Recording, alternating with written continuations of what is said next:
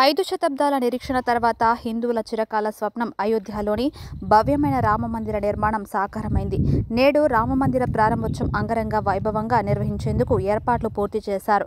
రామ్లల్లా విగ్రహ ప్రతిష్టాపన కోసం అయోధ్య సర్వాంగ సుందరంగా ముస్తాబైంది. ప్రభుత్వం అన్ని ఏర్పాట్లు చేసింది. అభిజిత్ లగ్నంలో ప్రధాని నరేంద్ర మోదీ అయోధ్య ఆలయంలో శ్రీరాముడి విగ్రహాన్ని ప్రతిష్ఠించనున్నారు. ఈ మహాక్రతువు మధ్యాహ్నం 12:20 ప్రారంభమై 1 గంటకు ముగియనుంది. ప్రాణప్రతిష్ఠలో వివిధ రాష్ట్రాలకు చెందిన 14 జంటలు కర్తలుగా వ్యవహరించనున్నాయి. ఈ వేడుకలో దేశ విదేశాల్లోని ప్రముఖులు, స్వామీజీలు, పీఠాధిపతులు దాదాపు 8,000 మంది పాల్గొంటున్నారు. విగ్రహ ప్రతిష్టకు ముందు నిర్వహించే పూజాధికాలు జనవరి 16న ప్రారంభం కాగా ఇవి ఆదివారంతో ముగిశాయి. ఇక ఉత్సవం కోసం రామ మందిరాన్ని రంగురంగుల విద్యుత్ దీపాలతో అలంకరించి పూలతో సర్వంగా సుందరంగా తీర్చిదిద్దారు. అయోధ్య నగరం మొత్తాన్ని ఆధ్యాత్మిక శోభతో కలకలలాడుతుంది. ఎటు చూసినా రామనామ స్మరణతో మారుమోగుతుంది. శ్రీరాముడి ఫోటోలతో పై వంతెనల వీధి దీపాలను అలంకరించారు. విల్లంబుల కటౌట్లను ఏర్పాటు చేశారు. సాంప్రదాయ రామనంది తిలక్ డిజైన్లతో ఏర్పాటు చేసిన దీపాలు వెలుగులో దేదీప్యమానంగా అయోధ్య వెలిగిపోతుంది.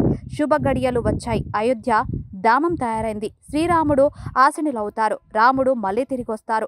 అయోధ్యలో రామరాజ్యం వచ్చింది అనే స్లోగన్లో నినాదాల పోస్టర్లు నగరమంతా దర్శనమిస్తున్నాయి. రామాయణంలోని పలు ఘట్టాలను వీటిపై చిత్రించారు. రామ్ మార్గ్, సరియు నది తీరం, లతా మంగేష్కర్ చౌక్లలో భారీ కటౌట్లను ఏర్పాటు చేశారు. అయోధ్య నగరమంతా రామ్లీలా, భగవద్గీత కథలు, భజనలు, సాంస్కృతిక కార్యక్రమాలను ఏర్పాటు చేశారు. సరియు తీరంలో ప్రతిరోజు హారతి ఇచ్చే ఏర్పాట్లు చేశారు. కోట్లాది మంది భారతీయుల శతాబ్దాల కళ నెరవేరేందుకు ఇంకొన్ని గంటల సమయం మాత్రమే ఉంది. అయోధ్య రామ మందిరంలో ప్రాణప్రతిష్ఠ కార్యక్రమం మధ్యాహ్నం 12:20 మొదలవుతుంది. ఇందులో అయోధ్య నగరం సర్వంగా సుందరంగా ముస్తాబైంది. ఈ మేరకు రామమందిర ప్రారంభోత్సవం కోసం అన్ని ఏర్పాట్లు పూర్తయ్యాయి. అధికారులు, అయోధ్య వాసులు ప్రధానమంత్రి నరేంద్ర మోదీ రాక కోసం ఎదురు చూస్తున్నారు. మోదీ అయోధ్యకు వెళ్లిన తర్వాత మధ్యాహ్నం 12:20 నుంచి 1 గంట వరకు జరిగే ప్రాణప్రతిష్ఠ కార్యక్రమంలో పాల్గొంటారు. వేద పండితులు, సంప్రదాయాలు, వైదిక ఆచారాల మధ్య ఈ కార్యక్రమం జరుగుతుంది. అనంతరం 7,000 మందితో కూడిన భారీ సభను ఉద్దేశించి ప్రసంగిస్తారు ప్రధాని మోదీ. ఇప్పటికే ఉత్తరప్రదేశ్ ముఖ్యమంత్రి యోగి ఆదిత్యనాథ్ అయోధ్య రామ జన్మభూమి ప్రాంగణానికి చేరుకున్నారు. అక్కడ ఉన్న ప్రజలకు అభివాదం చేస్తూ ముందుకు కదిలారు. రామ మందిర ప్రారంభోత్సవంలో పాల్గొనేందుకు దేశంలోని ప్రముఖులు అయోధ్యకు చేరుకుంటున్నారు. విక్కీ కౌశల్, కట్రీనా కైఫ్, మెగాస్టార్ చిరంజీవి, ఆయన తనయుడు రామ్ చరణ్, జనసేన అధినేత పవన్ కళ్యాణ్, టీడీపీ అధినేత చంద్రబాబు అయోధ్య చేరుకున్నారు. మరికొంతసేపట్లో రామ జన్మభూమికి అనేక మంది ప్రముఖులు కార్యక్రమంలో పాల్గొంటారు. అయోధ్య రామ మందిర ప్రారంభోత్సవం నేపథ్యంలో మహారాష్ట్ర ప్రభుత్వం పబ్లిక్ హాలిడే ప్రకటించింది. ఫలితంగా దేశీయ స్టాక్ మార్కెట్లు కూడా నేడు మూతపడ్డాయి. రామ మందిర ప్రారంభోత్సవాన్ని కనులారా చూసేందుకు బీజేపీ పాలిత ప్రాంతాలతో పాటు ఒడిశా ప్రభుత్వం కూడా పబ్లిక్ హాలిడేని ప్రకటించింది.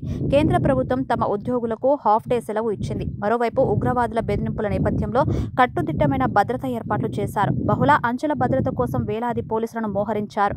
ప్రతి వీధిలో బారికేడ్లను ఉంచారు. రసాయన, బయో, రేడియో ధార్మిక అణు దాడులను ఎదుర్కొనేలా ఎన్డీఆర్ఎఫ్ బృందాలు, భూకంప సహాయక బృందాలను నియమించారు.